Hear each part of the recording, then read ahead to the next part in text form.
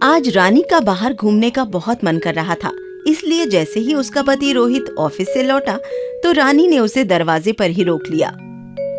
रोहित, मेरा आज बाहर घूमने का बहुत मन कर रहा है, लेकिन चलो आज हम मॉल में घूमने जाते हैं और आज रात का खाना हम बाहर ही खाएंगे। पर रानी, मैं अभी अभी ऑफिस से लौटा हूँ और बहुत थक भी गया हूँ। हम एक काम करते हैं, हम संडे को घूमने चलते हैं। संडे आने में तो अभी 2 दिन बाकी हैं। मैं सारा दिन घर में रहकर बोर हो जाती हूँ। मुझे तो आज घूमने के लिए ले ही जाना पड़ेगा। क्यों मेरे बेटे को तंग कर रही है? वो अभी अभी ऑफिस से लौटा है और कितना थका हुआ है। आ बेटा, मैं तुझे खाना खिलाती हूँ। ऐसा कहकर मंगला अपने बेटे को अंदर खाना खिलाने ले गई। ये देखकर रानी को बहुत गुस्सा आया। सासू माँ, आपने मेरा घूमने का प्लान खराब करके अच्छा नहीं किया। अब देखो मैं क्या करती हूँ। अगली सुबह मंगला अस्पताल जाने के लिए तैयार थी और अपने बेटे रोहित का इंतजार कर रही थी। तभी रानी वहां आई। अरे सासू माँ, आप अभी तक अस्पताल नहीं गई? मैं अपने बेटे का इंतजार कर रही हूँ, पर आपका बेटा तो सुबह ही चला गया। असल में मुझे अपनी नई साड़ी का ब्लाउज सिलने के लिए देना था, पर उसके लिए मुझे बहुत दूर जाना पड़ता। इसलिए मैंने रोहित से कहा कि वो ऑफिस जाते हुए रास्ते में दर्जी को ब्लाउज का कपड़ा देता हुआ जाए, पर मैंने उससे कहा था कि आज मुझे अस्पताल जाना है। कोई बात नहीं, आप ऑटो रिक्शा से चले जाओ। इस तरह सास बहू में रोहित के समय को लेकर खींचतान चलती रहती थी। ऐसे ही एक बार रानी और मंगला दोनों के मायके में शादी का फंक्शन था और दोनों ही उस शादी में रोहित के साथ जाना चाहती थी। सासू माँ, रोहित मेरे साथ मेरे मायके के फंक्शन में ही जाएगा। अच्छा होगा कि आप अकेले ही अपने मायके की शादी में चली जाओ। कहीं रोहित के साथ जाने के चक्कर में आप शादी में ही ना जा पाओ। मैं अपने बेटे को जानती हूँ, वो मेरे साथ ही जाएगा। इसलिए मेरी चिंता छोड़ो और तुम अकेले अपने मायके की शादी में जाने की तैयारी करो। अब ये तो शाम को जब रोहित ऑफिस से लौटेगा तभी पता चलेगा कि कल वो हम दोनों में से किसके साथ शादी में जाएगा। शाम को जब रोहित ऑफिस से लौटा तो रोहित को कुछ समझ नहीं आया कि वो उन्हें क्या जवाब दे। मेरे लिए ये तय करना बहुत मुश्किल है कि मुझे किसके साथ जाना चाहिए, और मैं तो बस तुम दोनों को खुश देखना चाहता हूँ।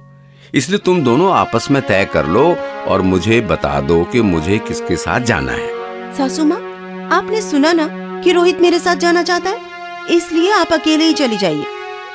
मैं अपने बेटे को जानती हूँ, वो तुझे दुखी नहीं करना चाहता, इसलिए वो खुलकर बोल नहीं पा रहा है, पर असल में वो मेरे साथ जाना चाहता है। वैसे भी रोहित, अगर आज तेरे पिताजी जिंदा होते तो मैं तुझे बिल्कुल तंग नहीं करती। सासू माँ, आप हर बार ससुर जी का नाम लेकर रोहित को अपने साथ ले जाती हैं, लेकिन इस बार मैं ऐसा नहीं होने दूंगी। रोहित मेरा पति है, उस पर मेरा हक है और मैं उसकी माँ हूँ, इसलिए उस पर पहला हक मेरा है। अगर आपने ऐसे ही करना था तो आपने उसकी शादी क्यों कराई? मुझे क्या पता था शादी के बाद तुम मेरे बेटे को मुझसे दूर कर दोगी, और मुझे पता होता कि अपने ही पति के साथ कहीं जाने के लिए मुझे आपकी परमिशन चाहिए होगी तो मैं ये शादी ही नहीं करती। बहस करते करते दोनों रोने लगी और अपने अपने कमरे में चली गईं। उस दिन कोई भी अपने मायके के फंक्शन में नहीं गया। फिर अगली सुबह रानी ने रोहित और अपनी सास से कहा, मैं बंटवारा करना चाहती हूँ। रानी, ये तुम क्या कह रही हो? तुम होश में तो हो? इतनी छोटी सी बात के लिए तुम इस घर का बंटवारा करना चाहती हो? मुझे तो पहले से ही इस लड़की पर शक था और आज इसने मेरा शक यकीन में बदल दिया। इस घर का बंटवारा कभी नहीं होगा। आप दोनों मुझे गलत समझ रहे हैं। रोहित, मैं इस घर का नहीं बल्कि तुम्हारा बंटवारा करने की बात कर रही हूँ। तुम्हारा बंटवारा करना बहुत जरूरी है, क्योंकि आए दिन तुम्हें लेकर मेरी और सासू माँ की लड़ाई होती रहती है। इसलिए एक बार बैठकर हम तीनों तुम्हारा बंटवारा कर लेते हैं। सही बात है, एक बार तुम्हारे समय का बंटवारा हो गया तो फिर किसी को कोई परेशानी नहीं होगी। ठीक है, जैसे मैंने पहले भी कहा, मैं बस तुम दोनों को खुश देखना चाहता हूँ, इसलिए तुम दोनों का जैसा मन करे या जैसा तुम्हें ठीक लगे वो करो। ठीक है, तो आज से रोहित सुबह 6 बजे से लेकर शाम को 6 बजे तक मेरे साथ रहेगा और तुम उसे अपना कोई भी काम करने के लिए नहीं कहोगी। और शाम 6 बजे से लेकर अगले दिन सुबह 6 बजे तक रोहित मेरे साथ रहेगा और आप उसे अपना कोई भी काम करने के लिए नहीं कहेंगी। इस तरह सास बहू ने रोहित के समय का बंटवारा कर लिया। अब 12 घंटे रोहित अपनी माँ को कभी अस्पताल लेकर जाता, कभी मंदिर लेकर जाता, कभी शॉपिंग कराता, तो कभी उनके दूसरे किसी काम में मदद करता, और 12 घंटे अपनी पत्नी के साथ घूमता, शॉपिंग करता और उसके बाकी कामों में उसका साथ देता। सास बहू इस बंटवारे से बहुत खुश थी, लेकिन इस सब में रोहित बहुत थक जाता था। क्या बात है रोहित, आजकल तुम बहुत थके थके से रहते हो? कुछ नहीं मनीष, बस घर में सास बहू ने अपना झगड़ा सुलझाने के लिए मेरे समय का बंटवारा कर दिया है। दोनों अपना समय शुरू होते ही मुझे कभी किसी काम के लिए बाहर ले जाने के लिए कहती हैं, तो कभी घर में ही किसी काम पर लगाए रखती हैं। इस सब के बीच मुझे आराम करने का समय नहीं मिल पाता। फिर तो तुम्हें उन दोनों से बात करनी चाहिए, क्योंकि अगर ऐसा ज्यादा दिन चलता रहा तो तुम्हारी तबीयत भी खराब हो सकती है। मुझे कुछ नहीं होता, अगर वो दोनों इस बंटवारे से खुश हैं तो मैं भी खुश हूँ। ऐसे ही बहुत दिनों तक चलता रहा। अब सास बहू के बंटवारे का असर रोहित की सेहत पर दिखने लगा था। रोहित, मुझे शाम तक ये फाइल तैयार करके देना है।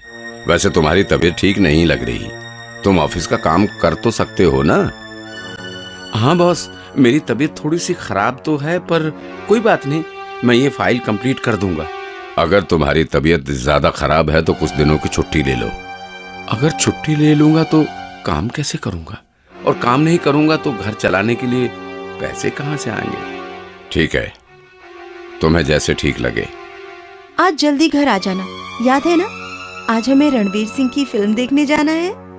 हाँ हाँ याद है, तुम चिंता मत करो, मैं आज समय से घर आ जाऊंगा। जल्दी से ये काम खत्म कर लेता हूँ, फिर शाम को रानी को फिल्म दिखाने भी ले जाना है। तभी अचानक रोहित की तबीयत बहुत खराब हो गई और वो बेहोश होकर गिर पड़ा। ऑफिस के लोगों को पता चला तो वो उसे हॉस्पिटल ले गए, और उन्होंने रोहित की माँ और पत्नी को भी फोन करके हॉस्पिटल बुला लिया। रोहित, डॉक्टर साहब, क्या हुआ मेरे रोहित को? रोहित बेहोश कैसे हो गया?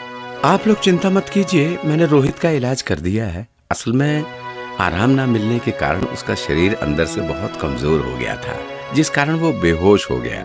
अभी तो मैंने उसका इलाज कर दिया है, लेकिन ये सब दोबारा भी हो सकता है। इसलिए मैं आप दोनों को ये सलाह दूंगा कि आप रोहित के खाने पीने के साथ साथ उसके आराम का भी ध्यान रखिए। डॉक्टर की बात सुनकर सास बहू को अपनी गलती का एहसास हुआ और वो दोनों रोने लगी। सासू माँ, ये सब हमारी वजह से हुआ है। हमने रोहित के समय को आपस में इस तरह से बांट लिया कि उसके पास आराम करने का समय ही नहीं बचा। हाँ बहू, हमने अपने चक्कर में रोहित के बारे में सोचा ही नहीं कि उसे क्या चाहिए, और वो बेचारा बस हमारे बारे में ही सोचता रहा। बस यही कहता रहा कि मैं बस आप दोनों को खुश देखना चाहता हूँ। आपने सही कहा सासू माँ, ये सब हमारे बंटवारे की वजह से हुआ। मैं ये बंटवारा अभी खत्म करती हूँ। मैं भी ये बंटवारा खत्म करती हूँ। आज से हम रोहित के समय को आपस में नहीं बांटेंगे, बल्कि अपना सारा समय रोहित का ध्यान रखने में लगाएंगे। इस तरह सास बहू ने पहले रोहित के समय का बंटवारा कर लिया और फिर समझ आने पर रोहित के नाम कर दिया।